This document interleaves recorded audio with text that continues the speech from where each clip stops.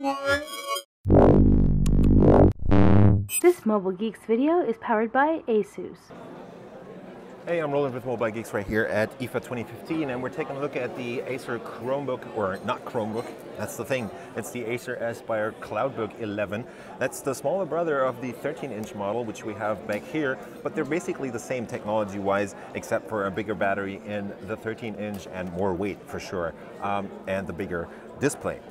Screen resolution on this 11.6-inch version, just as on the 13-inch, is 1366 by 768. You get a TN panel that has a matte cover and, well, yeah, better viewing angles than I would have expected.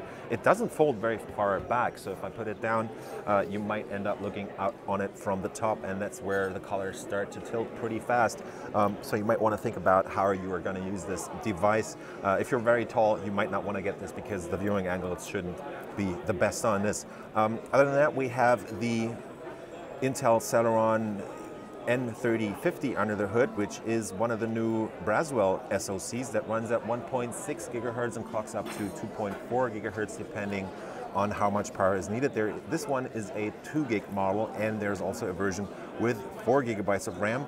And there should be versions with more internal flash storage, because this is only as far as I know, this is only a 32 gigabyte SSD in here, but there should be models with 64 gigs. There you have it. It's a 32 gig version in this case. Battery size should be just around 3,000 milliamp hours, so don't expect too much of runtime on this. I would guess it's running for 5 to 6 hours, depending on how heavy you text the device. There is no touchscreen, as you can see, so there is a matte panel on here, just to not forget about this. The whole thing feels a little bit flimsy because it bends quite a bit, and if you hold it on the side, the trackpad actually clicks in and gets stuck. So that's something I know from the older Yoga devices.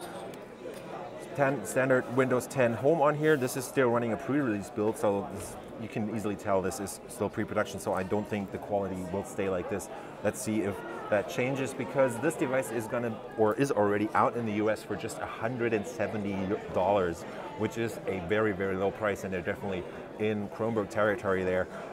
In Europe, it's sadly much more expensive, because this is actually launching in Germany for 260 euros, which converts to, I think, around 300 bucks. So it's just under double the price compared to the US. So you guys over there are pretty lucky on this. Let's take a quick tour around. We have a USB 2.0 port on the right side and pretty much nothing else. Again, nothing on the front except for this pretty big trackpad, which has a nice click point to it if it doesn't get stuck. The keyboard feels much better than on the other 11-inch cheap-ass notebooks from Acer, so that's not really typical. You get the power button up here, so that's changed a bit too. There is a power LED right next to that only lights up if you charge the device or plug in or the battery is running low.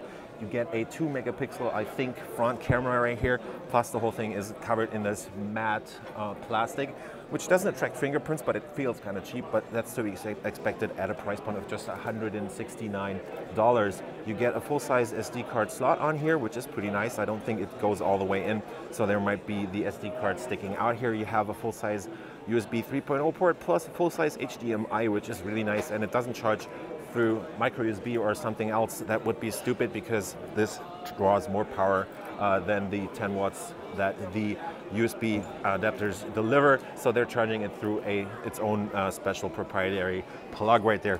The whole thing is covered in this gray plastic. There should be a different color version of this, but this looks, well, yeah, let's admit it, it looks a bit cheap.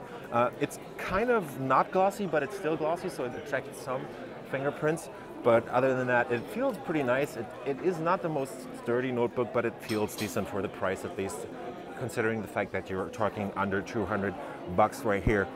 It's reasonably thin, so I guess this should be just under 2 centimeters in thickness, and the weight is just around 1 kilogram. I think it's 1.1 kilograms on this device. That's just been a very quick look at the Acer Cloudbook 11 here at IFA 2015, and I was rolling with Mobile Geeks. If you like what we do on our channel, give us a thumbs up, follow us on Twitter, Facebook, and Google+, and we will see you later.